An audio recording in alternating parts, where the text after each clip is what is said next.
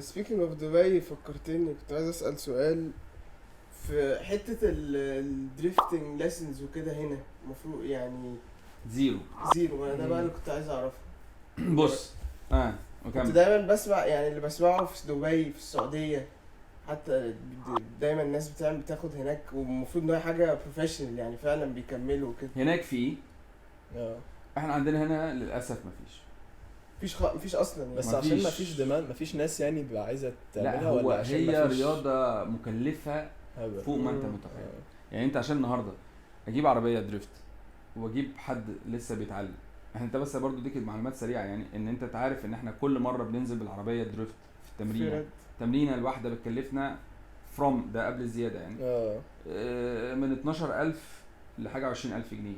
ديبند بقى انت هتعملها ازاي وهتخلص كام فرد الكاوتش. احنا بننزل لو انت تمرينه تقيله بتنزل ب6 فرد كاوتش زيرو، بتسيبهم في التراك بالظبط وانت ماشي يعني، فاهم؟ غير الايثانول، غير النقله، غير البتاع، قصه كبيره يعني، فبتبقى مكلفه جدا. دي اول حاجه.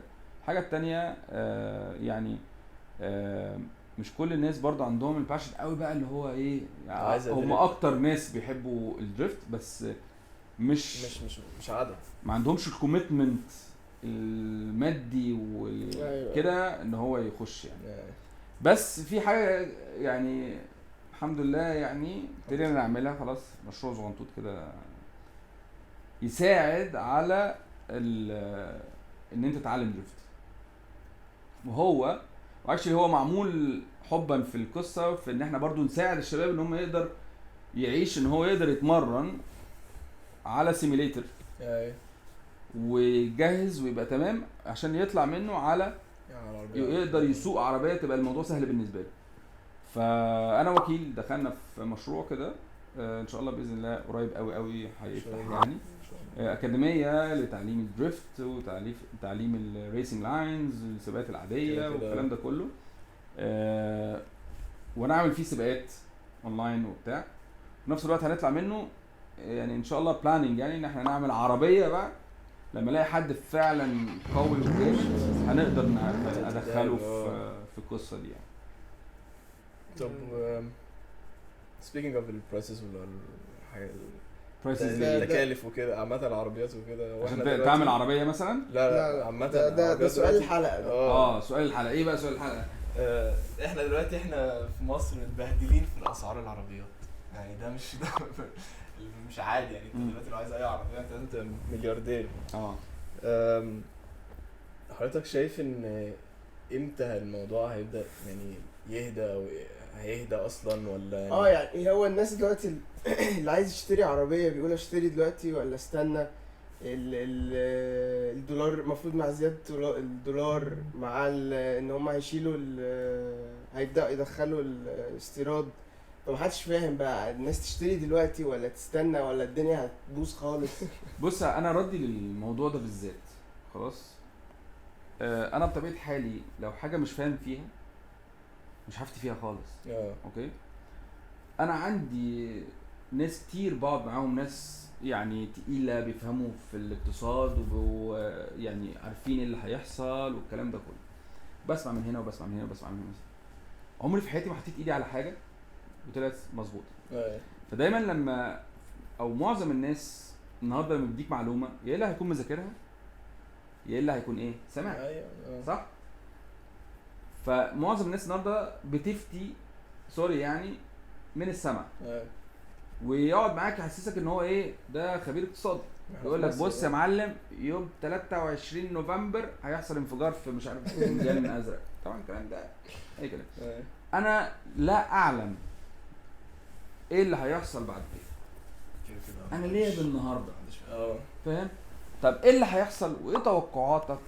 انا I have no idea. انا كل اللي اعلم بيه غير كحل بلد مصر يعني واخد بالك ان مصر دي سبحان الله هي بلد غريبة يعني، سبحان الله ربنا حافظها يعني. هي البلد دي بجد مش هزار. البلد دي هتفضل طول عمرها مهما حصل فيها وقعات او كده بس هي دايما سيف. هي دايما بتتقدم، هي دايما بيحصل تغيرات بس ايه في الزون طبعا انا طلعتكم بره لا بس هو الكور صدقوني هو ده الكور يعني أيوة الموضوع. أيوة. فاهم قصدي ازاي؟ انا شايف ان احنا ستيل احسن من ناس كتير، مع ان النهارده زمان كان تلاقي مستوى معين هو اللي تعبان فاهم. دلوقتي بقى مش يعني والميد واللي فوق الميد ده كلهم مبسوطين ومرتاحين وبتاع، لكن دلوقتي هو صدقني هو من اللي تحت للي فوق خالص تعبانين فاهم. فهي بقى مشكله ما حدش عارف حلها، لان انت لو كنت لقيت حلها او كان هيبقى ليها حل كنت هتلاقي دايما حتى فئه معينه من الناس دول مرتاحين يا معلم ودول مبسوطين وخلاص لقوا السولوشن وبيحلوها. لكن المشكله ان احنا كلنا كده ومحدش يعرف لها حل، محدش عارف لها حل. انت النهارده العربيه وات ايفر براند اللي كان ب 300,000 جنيه بقى ب 700,000 جنيه، انت مضطر تشتريه.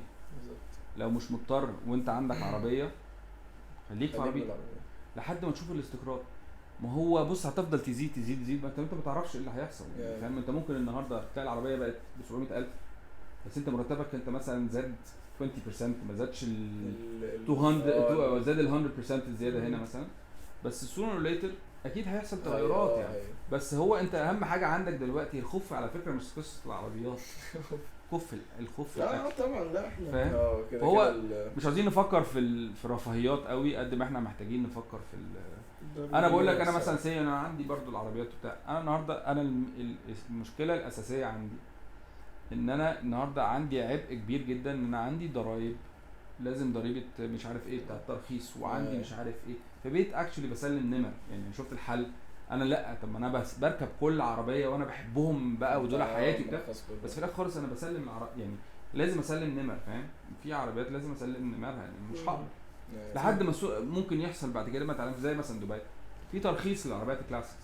ايوه اتمنى ان ده يحصل عندنا في مصر ان يبقى في ترخيص للعربيات الكلاسيك بدل ما هي بتترخص كل 3 سنين ترخص كل 10 15 والفيز بتاعها ما يبقاش بالرقم ده فاهم قصدي ازاي. انا اللي اداني هوب شويه في الحاجات دي لما في من سنه ولا سنتين مصر قالت كل العربيات القديمه هيشيلوها الا لو عربيه كلاسيك معروفه ان هي كان في مصر كان جو ايوه في فتره العربيات اللي كانوا بيشيلوا اي عربيه قديمه ودي كانت مشكله زي العربيات المعينه ودي كانت مشكله لان كان في ناس كتير خافوا. بس احنا طبعا ساعتها حتى كنا كونكتد بنادي السيارات وبتاع وقاعدين بنتكلم. طب وبعدين فزار اتكلموا مع كان وزيره متهيألي اتنك ارونو كانت وزيره ولا كانت ايه ساعتها يعني ان لا يعني دي حته دي فئه ودي فئه ودي حته ودي حته بس لا ان شاء الله بتاع و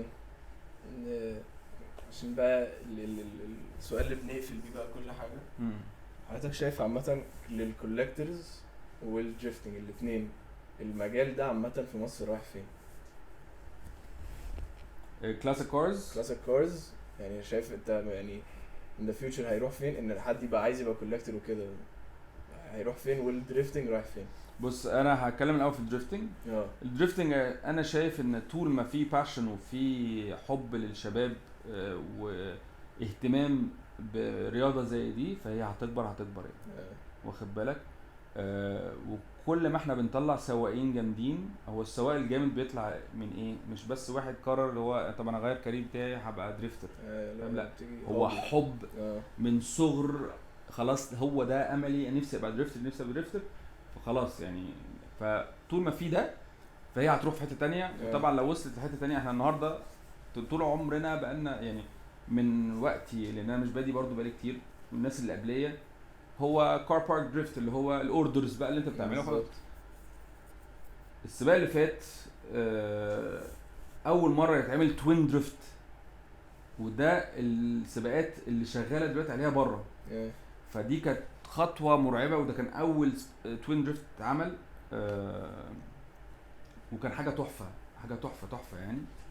لو احنا كملنا في ده توين دريفت خلاص هتقدر ان انت تطلع سواقين يقدروا ينافسوا مع بره فده انا شايف فيه تطور جامد جدا يعني واخد بالك. بالنسبه للكلاسيكس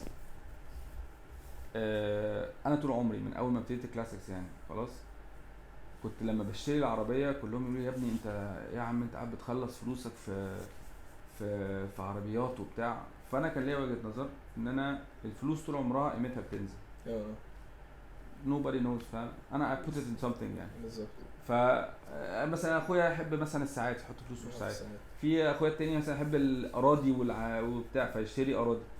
انا I chose ان انا اختار عربيات، والحمد لله الحمد لله ان انا اخترت عربيات من وقتي. يعني سي لو انا كنت اشتريت عربيات ب100,000 جنيه، ال100,000 جنيه دلوقتي انا حافظت عليهم بعربيات بحاجه اللي انا النهارده اقدر ايه اللي انت بتتكلم عليها، ان بص العربيات بقت بكام. ايوه بالظبط. فانا عملت انفستمنت في حاجه انا بحبها.